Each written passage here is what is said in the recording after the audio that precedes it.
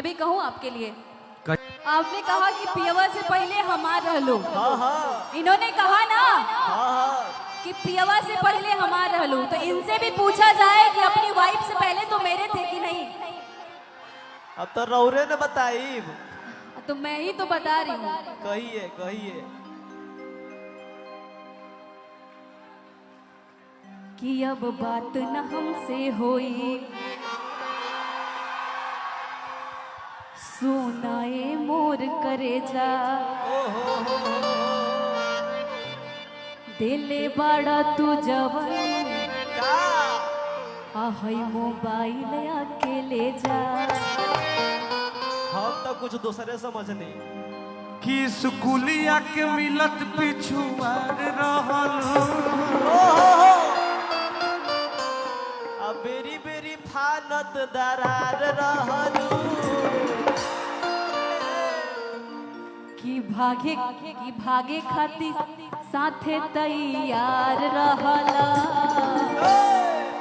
अब मेहरी से पहले हमार रहला, याद कर जहिया कुआर रहला, मेहरी से पहले हमार रहला, याद कर दहिया कुआर रहला, मेहरी से पहिले हमार रहला। वाह वाह वाह। अब हम एगो सच्चाई बताओ तनी, रुका हो भैया। का कहेला लोग कि शॉपिंग करा दो, जानू पिज्जा खिला दो। अरे ना ए दादा ना, आप प्यार की निशानी एगो चैन दिलवा दो। सुन ला लोग अपना मुँह में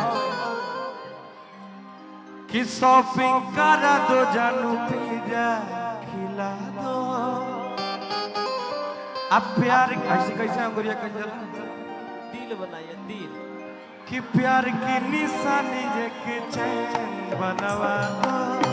औरी का कि जब करते हो हमसे प्यार, सब मोह माया हो, सब मोह माया है।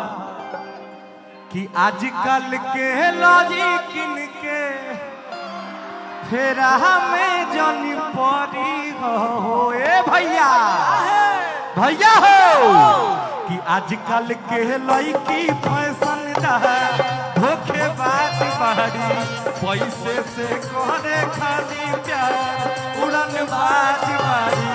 आजकल के लड़की फैशन धोखेबाज बाड़ी, पैसे से करत खाली प्यार।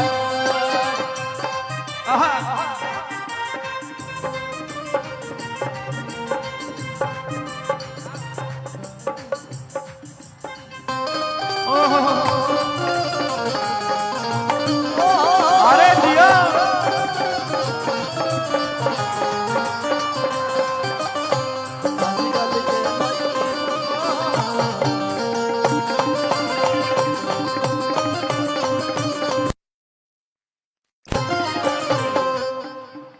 कि जनता ने प्यार हमसे कह ले,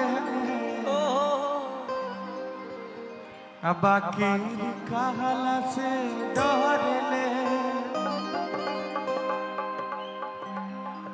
कि जनता ने प्यार हमसे कह देला,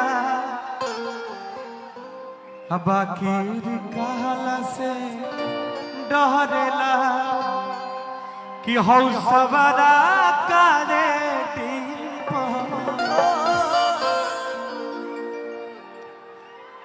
कि जनता ने प्यार तुझसे कह देला, अब बाकी कहला से डरेला। हौ सवारा करे ताही में तोहरे रहेला। राही में रोजे जो हेला,